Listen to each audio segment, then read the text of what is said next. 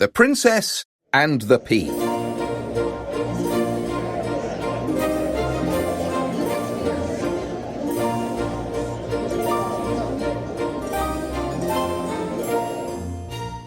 Once upon a time, there lived a royal family in the castle. The king, the queen, and their son, the crown prince. The prince was kind-hearted and cared a lot about his people. He would always carve some time to exchange a few words with the gardener, the chef, or the other servants. This is why everyone loved him, and it's also why they lived very well in the kingdom.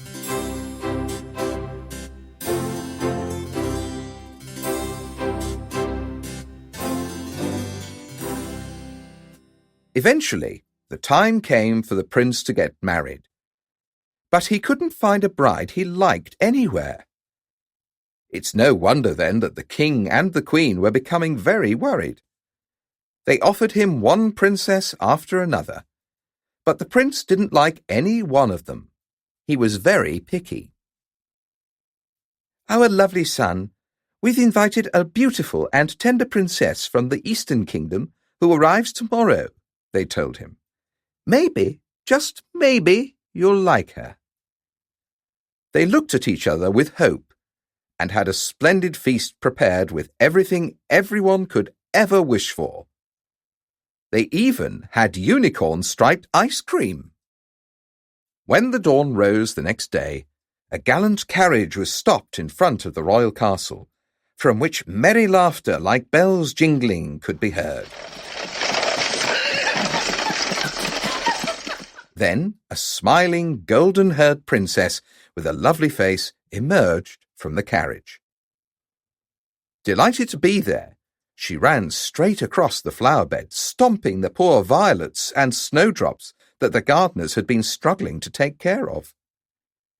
Later, at the feast, she tasted a few pieces, politely praising the food, but she didn't even touch most of the goodies, including the ice cream.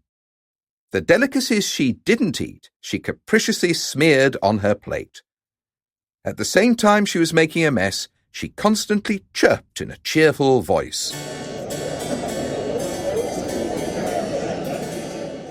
while saying nothing of substance at all. However, the prince noticed the sad and frustrated faces of the gardener, whose delicate flowers had been trampled on, and the creative cook, whose food had been so wasted. He whispered to his mother, "Mother, I'm sorry, but this princess is absolutely not for me." And he left, swooping out with no hope for the promising and chirpy bride. "My beloved son," his mother said the next day, "we have invited the princess from the Western Kingdom for dinner. Maybe, just maybe, you'll like her more than the previous one." Again, the king and queen looked at each other with hope. As evening came and darkness began to cover the countryside, a heavy rain began to drum on the windows. Then a shiny black carriage stopped in front of the castle, and a princess with raven hair and eyes glittering like blue stars was sitting in it. She didn't even put her nose out of the carriage before calling the servants to come and put a dry carpet on the walkway so that she didn't smudge the floors of the royal palace. A dozen servants or more went to unfold the carpets and hold umbrellas for this honourable princess so that she would not stain the hem of her expensive green dress. Not having even thanked them, the princess passed the servants with her head held high and headed straight inside the castle to approach the prince. The prince, however, wasn't looking at her, but at his servants, soaked to the skin and shivering.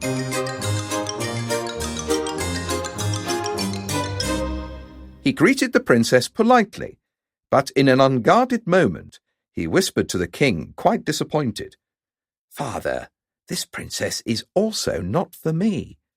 She doesn't care for anyone but herself." So he left no hope for this one either, swooping out without a word. The rainstorm continued for 3 days, with thunder rumbling over the towers of the castle and both of the royal parents feeling gloomy and bored. Suddenly, there was a pounding in the castle. Someone was standing in front of the gate, hitting on it with all of their might. When the guards opened the gate, the royal families couldn't hide their surprise when they saw who was trying to get in when there was such horrible weather outside. It was a small, muddy figure, soaked to the skin and trembling. "Please, let me stay overnight in your castle," the muddy creature begged. "I got caught in the storm and I'm soaking wet. I just need to dry off a little." "Who are you? Why did you come straight to the castle to ask to spend the night?" the prince asked, not hiding his surprise. He folded his large velvet cloak, wrapping up the thin creature to keep her warm. She bowed gratefully to him and thanked the servant nicely for letting her in. "I am indeed a princess." The little creature smiled and wiped her face with a sleeve. And it really appeared to be a girl. Her grey dress was torn, though, and her hair was uncombed with tangles, and she absolutely looked nothing whatsoever like a princess. The Queen just shook her head in disapproval. She didn't like the girl in the slightest at first sight. "Let's let her stay," the kind-hearted prince said. But the Queen didn't seem to believe that the girl could really be a princess. However, it soon occurred to her how she could check if it was true. "All right, then. You can stay overnight, and we'll have some food brought to you," the Queen agreed. And then she added, promising, "You'll sleep like a lamb."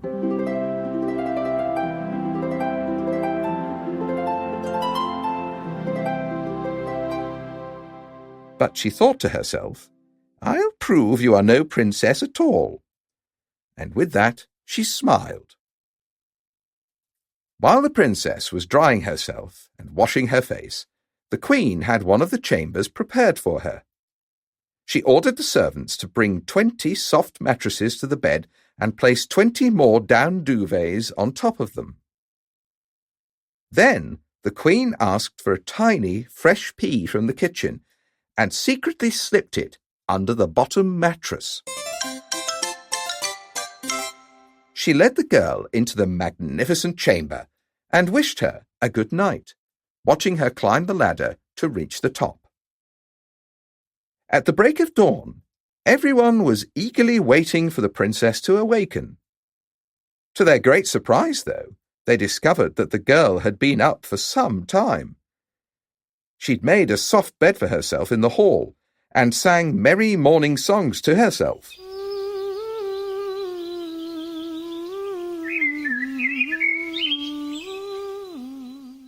Waiting for the castle to wake. As soon as the prince wished her good morning, the Queen couldn't help her curiosity. "How did you sleep on your royal bed, my dear?" she asked, expecting the wrong answer. "Kind Prince, sweet Queen, thank you so much for your hospitality," the girl replied politely. "I am so grateful that you let me stay overnight. Many thanks to your servants, too, for preparing such a soft bed. Unfortunately, I didn't sleep a wink. Something kept nipping at me, and I have bruises all over my back. But of course, it isn't your fault. I guess I just hurt myself somewhere in the forest last night in the dark." When the Queen heard this, she gasped in surprise. "So you are indeed a princess?" She was amazed. Who but a gentle princess would feel one tiny pea under 20 mattresses? No one had an answer for her. And the prince just kept smiling, not because of the pea, but because this gentle and sensitive princess really had behaved decently and respectfully, not only to the royal family, but also to all of the servants. "Well," he declared with pleasure, "this princess is definitely for me." And soon there was a huge wedding in the palace.